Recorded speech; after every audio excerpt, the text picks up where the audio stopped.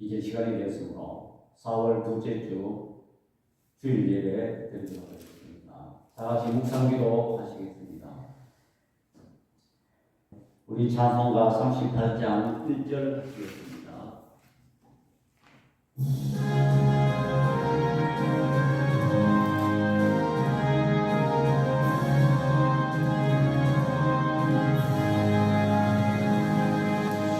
예수 우리 왕이여 이곳에 오셔서 우리가 왕께 드리는 영광을 받아주소서.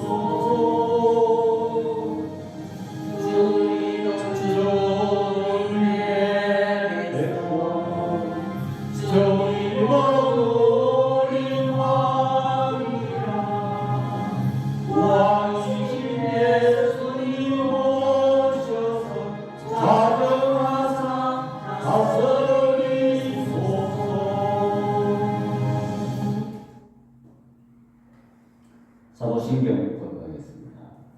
전능하사 천지를 만드신 하나님 아버지를 내가사오며 그 외아들 우리 주 예수 그리스도를 인사오며 이는 성령으로 잉태하사 동정녀 마리아에게 나시고 본디오 빌라도에게 고난을 받으사 십자가에 못 박혀 죽으시고 장사한 지 사흘 만에 죽은 자 가운데서 다시 살아나시며 하늘에 오르사 전능하신 하나님 우편에 앉아 계시다가 저리로서 산자와 죽은 자를 심판하러 오시리라. 성령을 믿사오며 거룩한 공예와 성도와 서로 교통하는 것과 죄를 사하여 주시는 것과 몸이 다시 사는 것과 영원히 사는 것을 믿사옵나이다. 아멘. 우리 교동 134번입니다. 내가 받은 것을 먼저 너희에게 전하였노니 이는 성경대로 그리스도께서 우리 죄를 위하여 죽으시고 장사 지낸 바 되셨다가 성경대로 사흘 만에 다시 살아나사 게바에게 보이시고 후에 12 제자에게와 그 후에 500여 형제에게 일시에 보이셨나니 그 중에 지금까지 대다수는 살아있고 어떤 사람은 잠들었으며 그 후에 야고보에게 보이셨으며 그 후에 모든 사도에게와 맨 나중에 만삭되지 못하여 난 자 같은 내게도 보이셨느니라. 그리스도께서 만일 다시 살아나지 못하셨으면 우리가 전파하는 것도 헛것이요 또 너희 믿음도 헛것이며 만일 그리스도 안에서 우리가 바라는 것이 다만 이 세상의 삶뿐이면 모든 사람 가운데 우리가 더욱 불쌍한 자이리라. 그러나 이제 그리스도께서 죽은 자 가운데서 다시 살아나사 잠자는 자들의 첫 열매가 되셨도다. 아멘. 우리 찬송가 171장 하시겠습니다.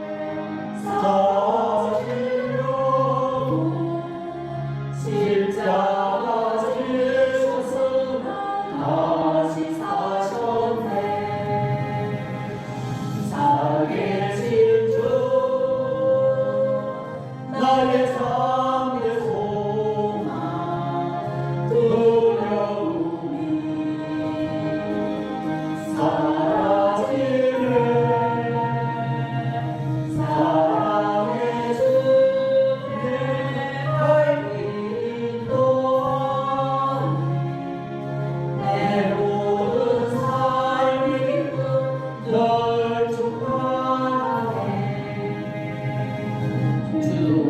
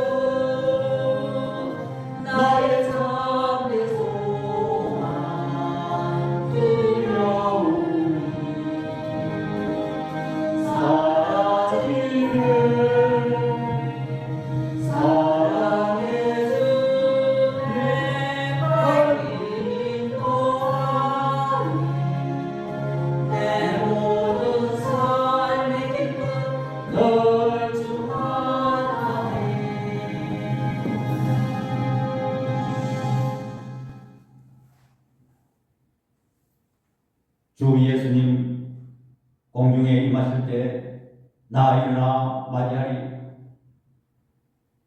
하나님께서는 천지 만물을 창조하시고 지금도 섭리하고 계신 아버지 하나님, 우리는 저 하늘의 태양과 달과 별들을 바라보면서 바다에 넘실거리는 그 물결을 바라보면서 또한 계절을 따라 산천 초목의 옷을 갈아입힘을 보면서 우리는 우리 하나님의 위대하시고 전능하시고 질서의 하나님이며 은혜의 하나님을 찬양합니다. 하나님께서는 우리를 사랑하시되 독생자 예수 그리스도를 이 땅에 보내시사 그가 십자가에 죽으시고 3일 만에 부활하심으로 말미암아 우리가 사망에서 영원한 생명을 얻게 됨을 주여 이 시간 감사를 드립니다. 또한 이 세상에는 많은 사람들이 살고 있지만 연약한 저들을 우리 하나님께서 특정하여 주시고 하나님을 알게 하여 주시며 하나님을 아버지라 부를 수 있는 특권을 허락하여 주심을 주여 이 시간 감사를 드립니다. 또한 아버지 하나님이 분주 복잡한 세상 속에 저들을 한 일주일 동안도 암탈기 병마리를 나래에 품듯이 저들을 보호하여 주셨다가 오늘 이 거룩한 성일에 이렇게 건강한 모습으로 하나님 앞에 예배를 드릴 수 있게 된 은혜를 주여 이 시간 감사를 드립니다. 그러나 아버지 하나님, 저희들은 하나님의 말씀을 가까이 하지 못하였고 기도를 게을리하였습니다. 또한 하나님의 말씀대로 실천하며 생활하지 못하였습니다. 저희들은 또 생각하지 않아야 될 것 생각하였고 말하지 않아야 될 걸 말하였으며 행동하지 않아야 될 걸 행동하였습니다. 너희 죄가 좋은 것 같을지라도 오라나와 변론하자는 주의 말씀 의지하여 이 시간 저들이 주님 앞에 들었습니다. 저들의 물가지를 이 시간에 우주의 십자가 보혈로 다 정케하여 주옵소서. 하나님 뜻과 교민이 있어서 이곳에 우리 눈뜨는 교회를 개척하고 이정케 하심을 주여 이 시간 감사를 드립니다. 하나님, 우리 교회가 비록 연약한 가운데 출발했지만 우리 교회가 주님 오실 때까지 건재하게 해주시고 이 시대의 아버지 하나님, 이 지역에 죽어가는 많은 심령들을 구원해낼 수 있는 방주의 역할을 감당할 수 있도록 우리 하나님 은혜 베풀어 주시옵소서. 연약한 저희 가정이 아버지 하나님 우리 교회에 수동 들고 있사오매 이 일에 아버지 하나님 필요한 것 보내주시고 필요한 사람 아버지 하나님 붙여주옵소서. 그래야 우리 교회가 이 시대에 크게 쓰임받는 교회로 나아가게 하여 주옵소서. 하나님, 우리 교회가 아무리 어렵더라도 세상 풍조를 따라가지 말게 하여 주시고 오직 하나님의 말씀을 쫓아 나아가는 교회 되게 하여 주옵소서. 하나님, 이 시대에 아버지 하나님 구별되는 교회로 나아가게 하여 주옵소서. 그래야 아버지 하나님 이 지역을 살리고 우리 한국을 살리고 세계를 살리는 놀라운 역사 있게 하여 주옵소서. 하나님, 우리나라를 위해서 기도합니다. 이 나라가 아버지 하나님 여러 가지 어려운 문제로 봉착해 있습니다. 정치적으로, 경제적으로, 또한 아버지 하나님 군사적으로 어렵습니다. 이 나라를 아버지 하나님 구별 살펴보시고 과거에 하나님께서 세세한 부분까지 승리하셔서 이 나라가 이렇게 경제 대국이 되었습니다. 그러나 이 백성들이 이제 와서 하나님의 은혜를 잊어버리고 이념과 세상 문제로 서로 분열하고 대립하고 있습니다. 또한 한국교회가 세상 권력에 타협하고 영적 가름을 하고 있는 이 혼탁한 시대에 살고 있습니다. 하나님, 우리 한국교회가 믿음의 선배들의 발자취를 따라 아무리 어렵더라도 세상에 굴복하지 아니하고 세상과 짝하지 않은 교회로 나아가게 하여 주옵소서. 그래야 이 시대에 우리 한국교회가 크게 쓰임받게 하여 주시고 과연 이 복음의 빛을 세계 만방에 전할 수 있는 제사장교가 되게 하여 주옵소서. 그래야 이 백성이 자손만대 복을 받는 백성으로 우리 하나님께서 세워 주옵소서. 하나님, 오늘 이 시간 소수의 무리가 하나님 앞에 예배를 드립니다.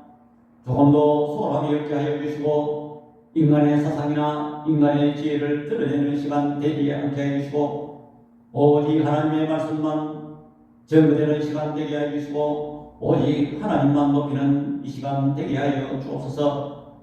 악한 사탄의 세력이 우리의 마음을 뺏어가지 않게 하여 주시고 오직 하나님의 말씀에만 집중할 수 있는 시간 삼아 주옵소서. 나머지 시간도 아버지 하나님 성령께서 함께 해주시고 이 시간 아버지 하나님 예배를 통해서 부활하신 예수님을 만날 수 있는 시간 되게 하여 주옵소서. 우리 구주 예수 그리스도의 이름으로 기도드립니다. 아멘. 성경 말씀을 봉독하겠습니다. 마태복음 28장 1절에서 10절까지입니다. 안식일이 다 지나고 안식 후 첫날이 되려는 새벽에 막달라 마리아와 다른 마리아가 무덤을 보려고 갔더니 큰 지진이 나며 주의 천사가 하늘로부터 내려와 돌을 굴려내고 그 위에 앉았는데 그 형상이 번개 같고 그 옷은 눈같이 익거늘 지키던 자들이 그를 무서워하여 떨며 죽은 사람과 같이 되었더라. 천사가 여자들에게 말하여 이르되 너희는 무서워하지 말라. 십자가에 못 박히신 예수를 너희가 찾는 줄을 내가 아노라. 그가 여기 계시지 않고 그가 말씀하시던 대로 살아나셨느니라. 와서 그가 누우셨던 곳을 보라. 또 빨리 가서 그의 제자들에게 이르되 그가 죽은 자 가운데서 살아나셨고 너희보다 먼저 갈릴리로 가시나니 거기서 너희가 배우리라 하라. 보라, 내가 너희에게 일렀느니라 하거늘. 그 여자들이 무서움과 큰 기쁨으로 빨리 무덤을 떠나 제자들에게 알리려고 다름질할세 예수께서 그들을 만나 이르시되 평안하냐 하시거늘 여자들이 나아가 그 발을 붙잡고 경배하니 이에 예수께서 이르시되 무서워하지 말라. 가서 내 형제들에게 갈릴리로 가라 하라. 거기서 나를 보리라 하시니라. 아멘. 이 시간 봉헌 시간입니다. 우리가 부활절 하면 한 주일만 달랑 부활절을 말씀을 상고하고 끝내버리기가 일수인 것입니다. 절대 그렇지 않습니다. 이 부활절은 정한 그 시기를 AD 325년에 니케아 공회, 다시 요즘 말하면 총회택이요. 니케아 공회에서 제정을 했습니다. 부활절은 오늘 이 말씀처럼 안식 후 첫날, 안식일이 언제입니까? 안식일이 토요일입니다. 그 안식 후 첫날 예수님이 부활하신 날을 우리는 주일로 하자 이렇게 정했습니다. 그러면 주일은 부활절입니다. 매 주일은 부활절입니다. 우리는 부활신앙으로 살아야 되는 것입니다. 예수 그리스도의 핵심은 탄생과 부활과 성령 강림입니다. 그러면 이 부활은 탄생을 완성시키는 내용이고 또 부활을 토대로 성령 강림이 이루어졌습니다. 성령 강림이 이루어져서 복음이 계속 전파되고 있는 것입니다. 그러면 우리는 부활을 축제를 열고 달걀을 행사를 하고 달걀을 먹고 이것이 부활절인가? 그렇지 않습니다. 또한 2000년 전에 예수님의 부활하셨다. 그 역사적인 사건으로 끝나버리면 아무 의미가 없습니다. 예수님의 부활이 내 부활이 되어야 되는 것입니다. 우리는 부활을 흔히 죽어서 나중에 내가 죽고 난 다음에 천국 가고 나중에 예수님 재림 시에 우리의 몸이 부활한다. 틀린 말은 아닙니다. 그러나 예수 그리스도의 부활을 믿는 자에게는 우리의 영이 이미 부활을 이뤘습니다. 죽었던 영이 부활을 이뤘습니다. 왜냐하면 우리는 예수 그리스도의 세례가 무엇입니까? 우리는 예수 그리스도와 함께 그의 죽으심으로 십자가에 못 박았다. 우리가 십자가에 못 박힌 상태야. 예수 그리스도에 함께 죽었으면 예수 그리스도와 함께 사는 것입니다. 아담 안에서 모든 사람이 죽었으나 예수님으로 인해서 우리는 재창조되었습니다. 사단이 죽음을 가져왔으나 예수 그리스도는 생명을 주셨습니다. 그러므로 예수 부활이 내 부활이고 영이 부활되었고 우리는 새로운 생명으로 살아가는 것입니다. 우리는 이미 부활된 사람이며 십자가에 죽으신 것을 믿으면 부활도 믿어지는 것이고 부활을 믿으면 우리는 새 생명으로 살아가는 것입니다. 우리는 이 사실을 깊이 자각하고 살아야 되는 것입니다. 로마서 6장 4절에 그러므로 우리가 그의 죽으심과 합하여 세례를 받음으로 그와 함께 장사되었나니 이는 아버지의 영광으로 말미암아 그리스도를 죽은 자 가운데서 살리심과 같이 우리 또한 새 생명 가운데 행하게 하려 함이라 그랬습니다. 로마서 6장 5절과 6절에 만일 우리가 그의 죽으심과 같은 모양으로 연합한 자가 되었으면 또한 그의 부활과 같은 모양으로 연합한 자도 되리. 우리가 알거니와 우리의 옛사람이 예수와 함께 십자가에 못 박힌 것은 죄의 몸이 죽어 다시는 우리가 죄에게 종노릇 하지 않게 하려 함이니 그랬습니다. 이미 우리는 새 생명을 얻는 것입니다. 지난주에도 얘기했다시피 등나무가 그 나무 하나를 칙칙 감고 온 죽게 고사 상태에 만들었습니다. 그래서 우리 예수 그리스도 된 그 십자가 부활로 인해서 사단의 권세, 그 등나무의 밑자락을 잘라. 그런데 그 말랐는 등나무는 계속 감겨져 있습니다. 그러면 우리는 어떻게 하냐? 그걸 뜯어내야 돼요. 그걸 모르고 우리는 늘 눌린 상태로 그렇게 살면 그거는 부활의 새 생명을 받은 자가 아닌 것입니다. 우리는 주일 예배 때, 부활절 예배 때 그냥 강력하는 그것으로 끝나면 안 되는 것입니다. 오늘 우리가 읽는 본문 가운데 그 여인들에게 막달라 마리아와 여인들에게 갈릴리로 빨리 가라 이런 말을 들었어요. 또 천사들이 또 예수 그리스도의 부활을 알리면서 갈릴리로 가라는 것입니다.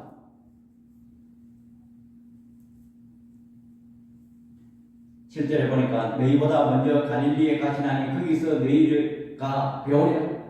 너희보다 먼저 예수님이 앞서서 갈릴리로 간다는 것입니다. 중간에 예수님을 만났는데 10절에 천사가 말한 것처럼 발을 붙잡고 여인들이 경계하니 가서 내 형제들에게 갈릴리로 가라. 거기서 나를 보래.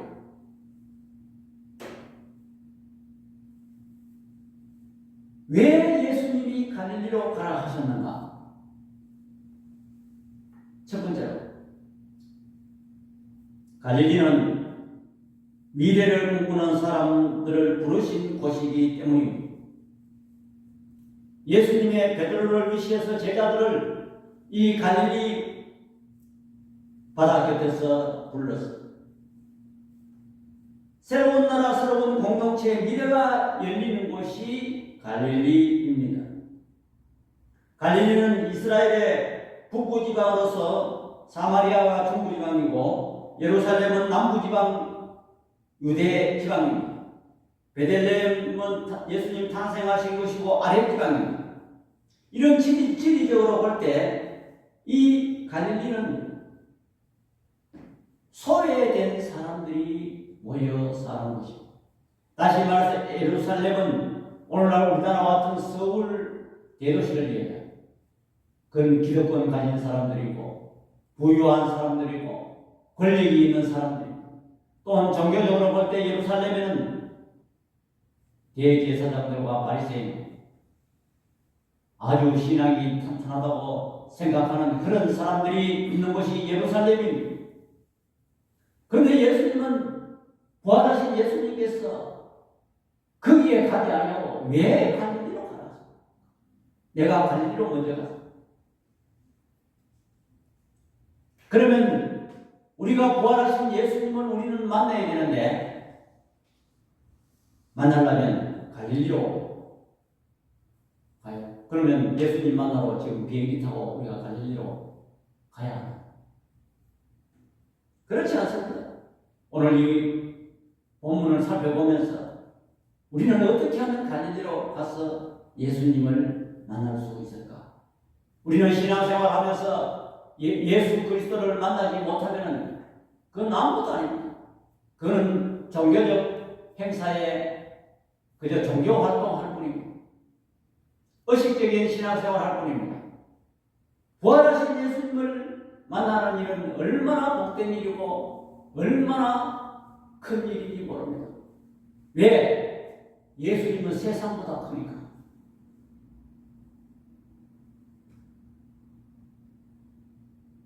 마태는 특별히 이 갈릴리를 강조했는데, 마태복음 4장 12절에 예수께서 요한이 잡혀 있음을 들으시고 갈릴리로 물러가셨다가 그랬어요. 예수님은 항상 갈릴리를 복음 전파의 베이스 캠프로 사용하셨습니다. 처음 사역지도 갈릴리입니다. 마태복음 2장 23절에 나사렛이란 동네에 가서 사니 이는 선지자로 하신 말씀에 나사렛 사람이라 칭하리라 하심을 이루려 함이라 그랬습니다. 예수님은 그 나사렛 사람이지만 그 처음 사역지가 이방의 갈릴리였습니다. 또한 이방의 갈릴리라는 말은 무슨 말이고 하니까 이방인이 섞여 사는 곳이라는 것입니다.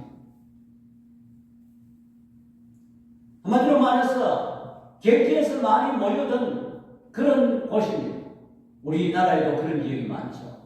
본토 사람들이 사는 도시가 있고 또한 외부에서 모여서 예를 들어서 어느 큰 대기업 공장이 있다든지 우리 포항 제철처럼 그런 또 울산의 현대자동차처럼 이런 큰 공장이 있는 지역은 외부의 사람들이 거기에 취업을 해서 그 도시의 분을 이룹니다. 아마 이런 곳이 갈릴리입니다. 또한 정치적으로 소외되고 밀려난 그런 사람들, 아무 대안이 없지만 그래도 미래를 꿈꾸고 새로운 나라를 꿈꾸고 있는 사람들이 모여 사는 것이 갈릴리입니다.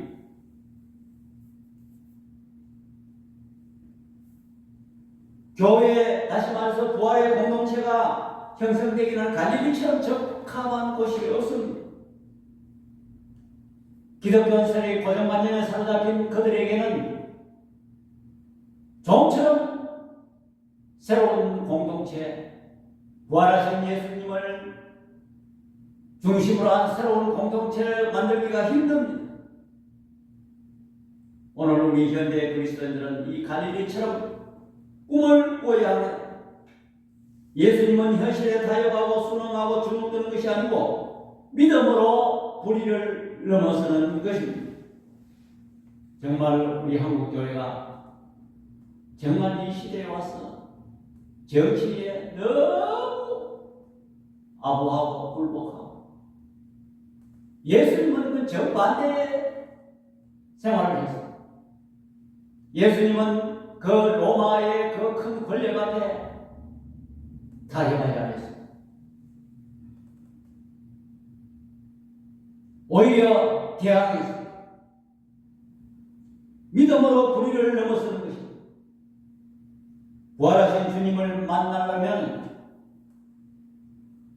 갈릴리 같은 독립운동을 한, 여기 보면 대항하는, 세상 권력에 대항하는, 불의에 대항하는 그런 곳에 주님이 계신다는 것입니다.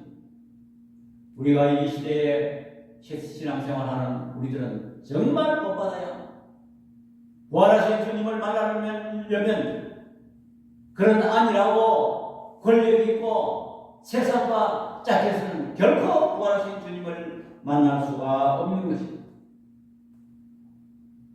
갈릴리는 또 어떤 것이냐? 영육 회복이 있는 곳이 갈릴리입니다.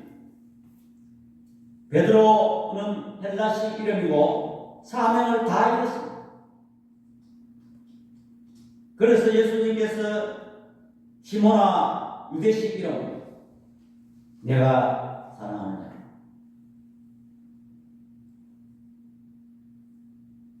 갈릴리는 또 어떤 것인가? 만선의 회복의 기쁨이 있는 것이 갈릴리 바다입니다. 예수님의 제자들, 특히 베드로와 요한이 고기를 잡지 못했을 때, 처음 만났을 때 만선의 기쁨을 주었습니다.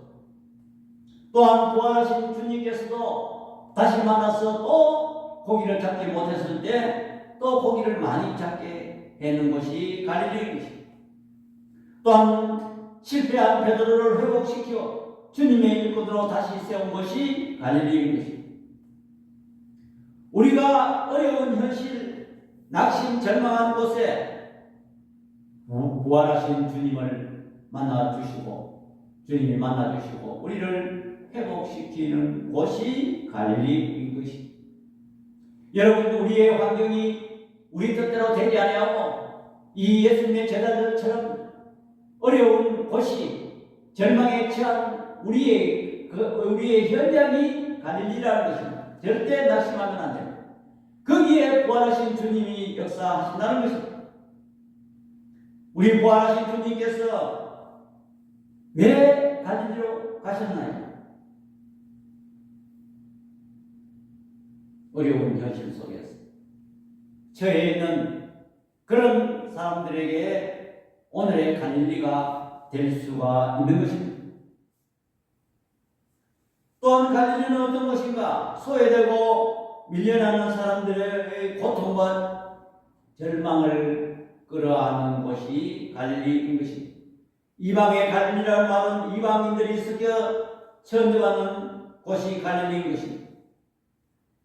유대인들의 순수성을 보면 예루살렘에 비하여 권력과 부의 중심이 갈릴리는 아닙니다. 변두리 지역입니다. 왜 예수님께서 갈릴리를 가셨을까? 수도 예루살렘에 종교 지도자들이 꽉 있습니다. 사두개인과 로마, 바리새인, 이 기득권 세력들이 꽉 있습니다. 예수님이 십자가에 무력하게 죽었지만 부활하셨으니까 얼마나 떳떳하고 승리하셨습니까? 아마 보통 사람 같으면 갈릴리를 거기에 가는 것이 아니고 거기 가서 너희들이 나를 모함해서 죽여. 내가 이렇게 떳떳하게 살아났잖아. 이렇게 그들한테 급박하고 승리한 개선장군처럼 그들에게 갈 수도 있었습니다. 또한 빌라도에게도 갈 수 있습니다. 네가 나를 사형으로, 십자가 사형으로 넘겨 너희 한번 죽어봐라. 이렇게 말할 수 있습니다. 또한 로마 황제에게도 찾아갈 수 있습니다. 내가 로마 법으로 이렇게 처형되었지만 내가 당당하게 살아났다.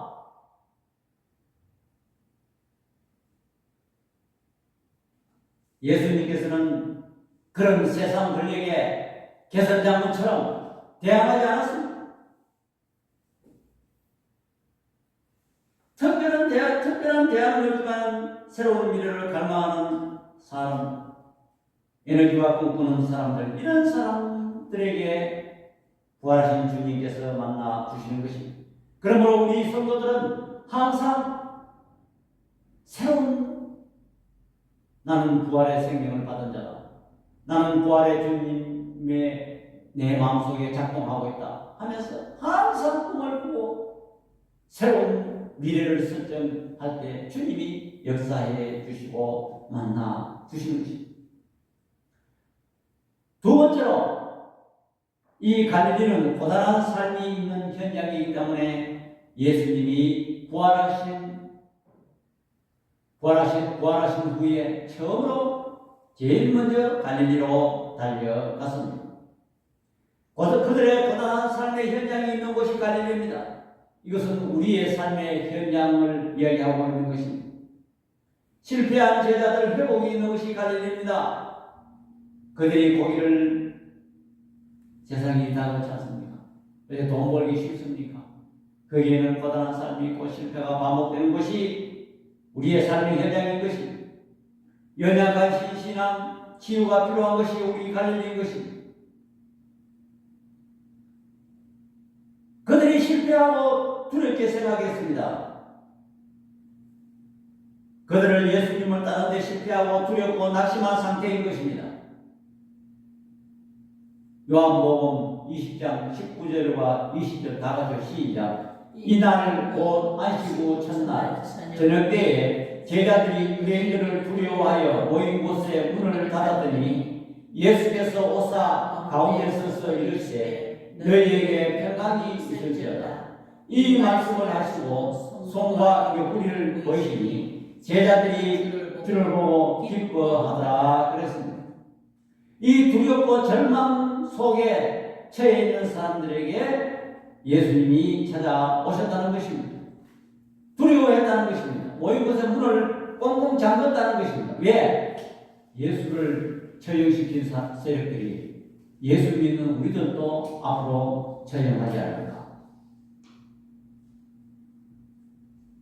또한 보통 사람 같으면 예수님이 특별히 사랑했던 막달라 마리아를 비롯해서 여인들을 만나러 갔을 것입니다. 그래, 십자가 내가 못 박히니까 다른 사람 다 도망갔는데 너희들은 그래도 십자가 밑에 있었잖아 하면서 그들을 위로했을 것입니다. 또 보통 사람들 같으면 아까도 얘기했다시피 세상 권력에 다 엎드려 무릎 꿇고 그들이 내가 살아났다고 했을 때 그들이 혼비백산하고 엎드려 기절초풍하는 그런 모습을 보고 통쾌했을 것입니다. 폼났을 것입니다. 하여튼 예수님은 이 세상의 방법, 우리가 생각하는 그런 방법으로 사역하지 않았습니다. 예수님은 십자가 달리실 때도 어마어마한 힘을 가지고 있습니다. 예수님이십니다. 이 천지만물을 창조하시고 어마어마한 세력을 가지신 예수님이 왜 힘없이 십자가에서 나약하게 돌아가셨습니까? 아무도 그를 이해하는 사람은 없었습니다.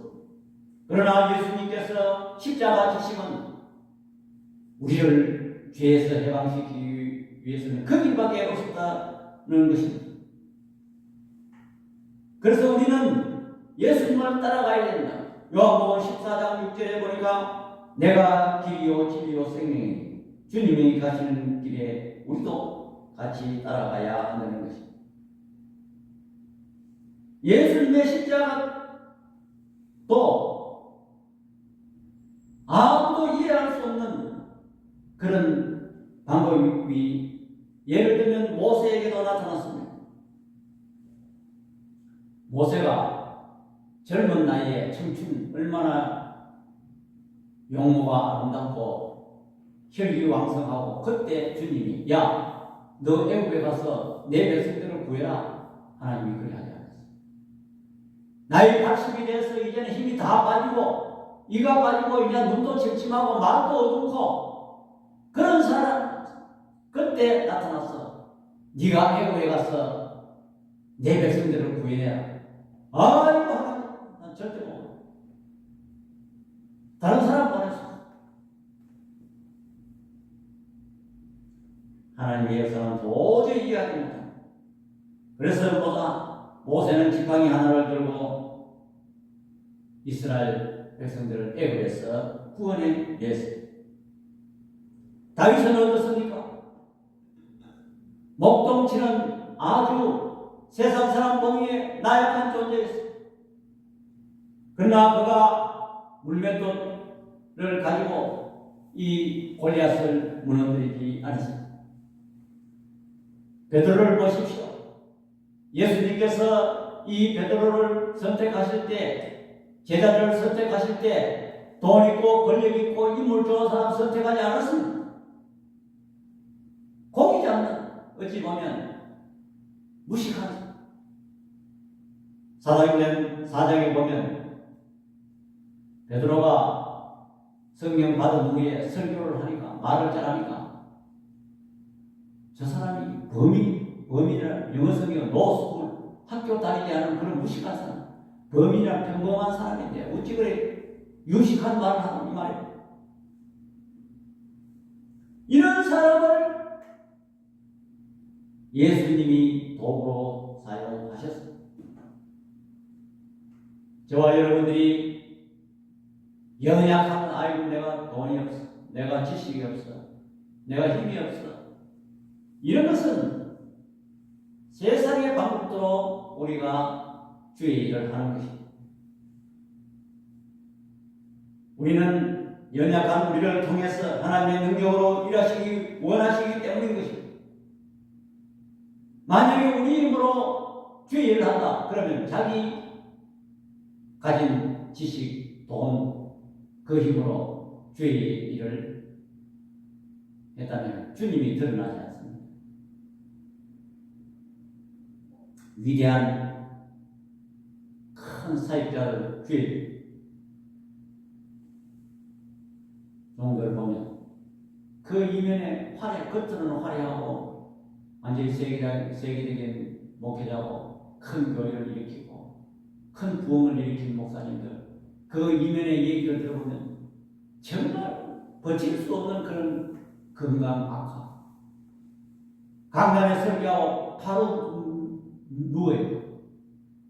비행기 타고 오다가도 그 앉지 못하고 심장이 막 빠져서 그 바닥에 누워요. 이런 상황에서 그런 연약한 건강 상태에서 그 종을 사용하셔서 얼마나 위대한 많은 사람들을 감동시키고 회개시키는 설교를 했다.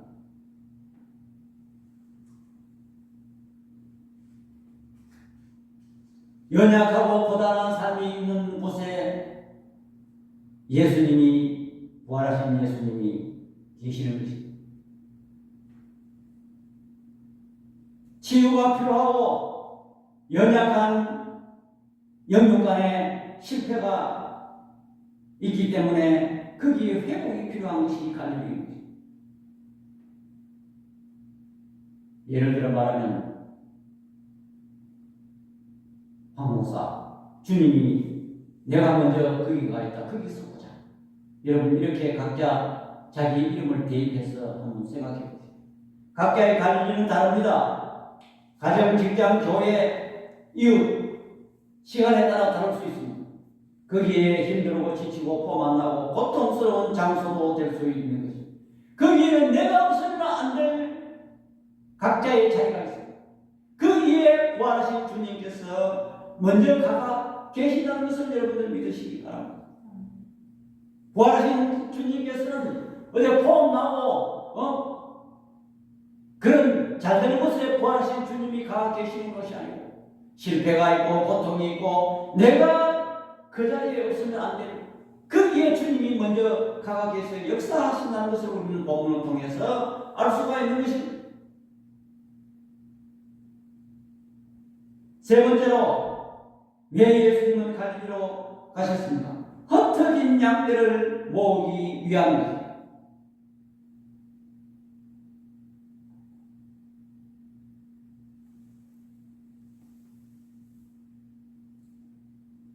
마태복음 26장 31절과 32절 다 같이 시작. 그때 예수께서 제자들에게 이르시되 오늘 밤에 너희가 다 나를 버리리라.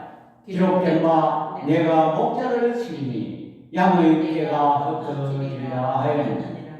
그러나 내가 살아난 후에 너희보다 먼저 갈릴리로 가리라. 예수 그리스도께서 십자가에 죽으시자 많은 제자들이 뿔뿔이 다 흩어졌습니다. 양의 떼가 흩어졌다는 것입니다. 왜? 목자를 치니까.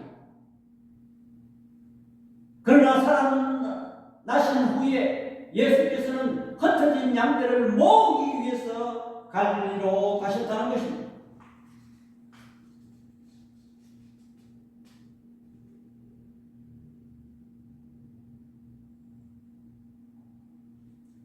실패한 제자들을 회복시키고 세우기 위해서 갈릴리로 가셨다는 것입니다. 이게 기록된 말은 스가랴 13장 7절에서 9절 말씀인데, 만군의 여호와가 말하노라. 칼아 깨어서 내 목자 내 짝된 자를 치라. 목자를 치면 양이 흩어지려니와 작은 자들 위에는 내가 내 손을 들이우리라. 여호와가 말하노라. 이 온 땅에서 3분의 2는 멸망하고 3분의 1은 거기 남으리니 내가 3분의 1을 불 가운데 던져 은같이 연단하며 금같이 시험할 것이다. 그들이 내 이름을 부르리니 내가 들을 것이며 나는 말하기를 이는 내 백성이라 할 것이요 그들은 말하기를 여호와는 내 하나님이시라 하리라.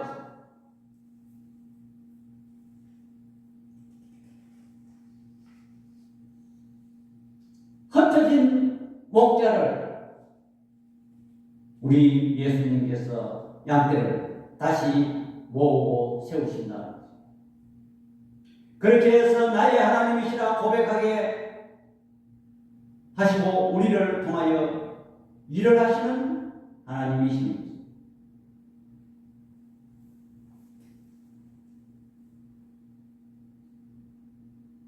우리의 삶의 현장이 갈릴리인 것입니다.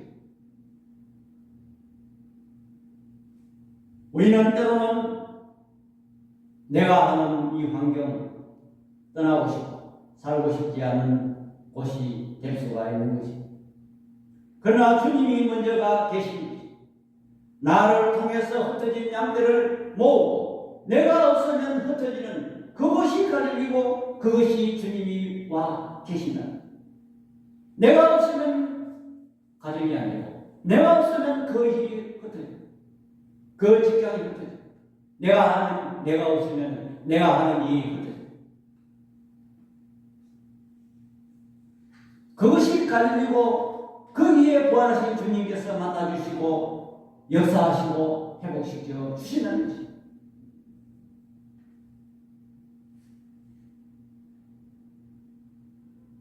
그렇기 때문에 우리는 이 고단한 삶이 있고 우리의 절망적인 그런 현장입니다. 우리는 부활하신 주님께서 함께 하신다는 것을 믿고 우리는 결코 낙심하지 않고 우리는 나아가야 할 것입니다.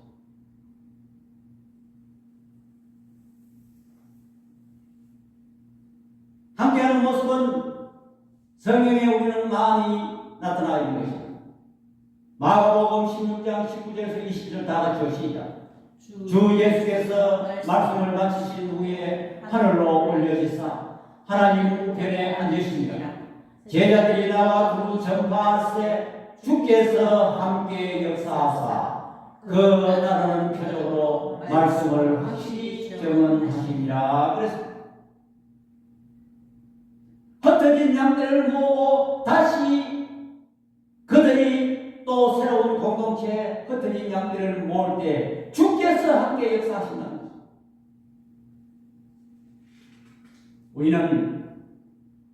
때로는 우리는 주의 일을 하다가 실망할 경우가 많습니다.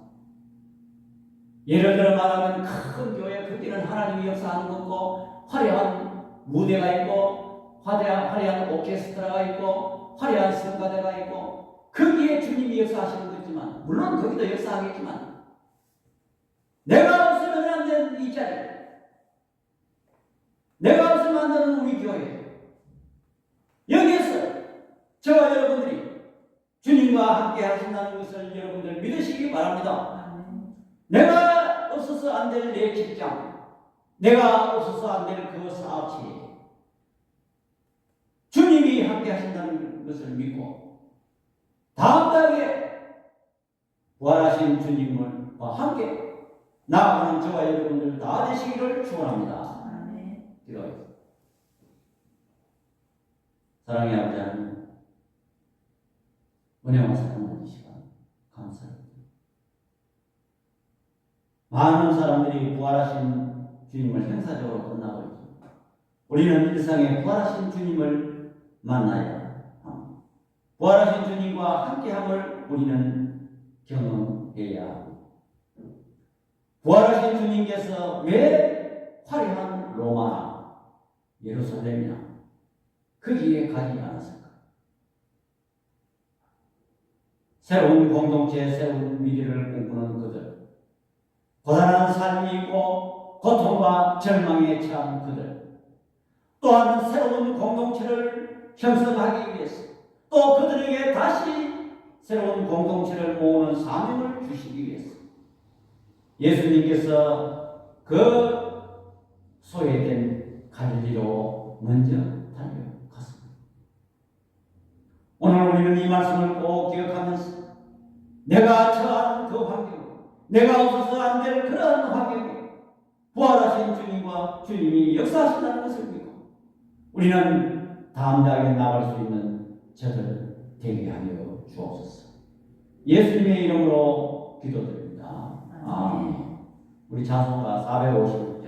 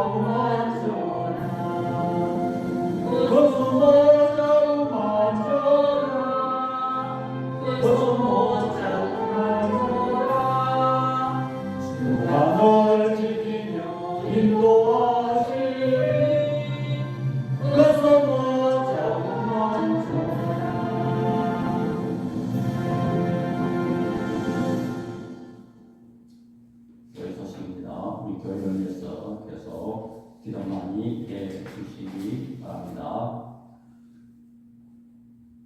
우리 23장 1절 본문에 듣도록 예배를 드리겠습니다.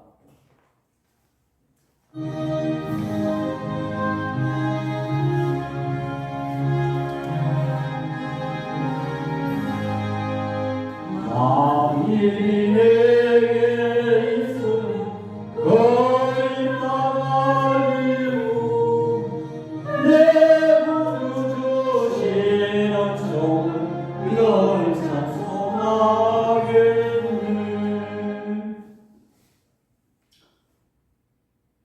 지금은 우리 주 예수 그리스도의 은혜와 우리 아버지 하나님의 만극하신 사랑과 성령 하나님의 감화 교통 위로하시는 은사가 내가 없어서 안 될 자리를 지키기를 소원하여 부활하신 주님을 만나기를 소원하는 주의 백성들 모이기와 우리 눈뜨는 교회에 지금부터 영원토록 함께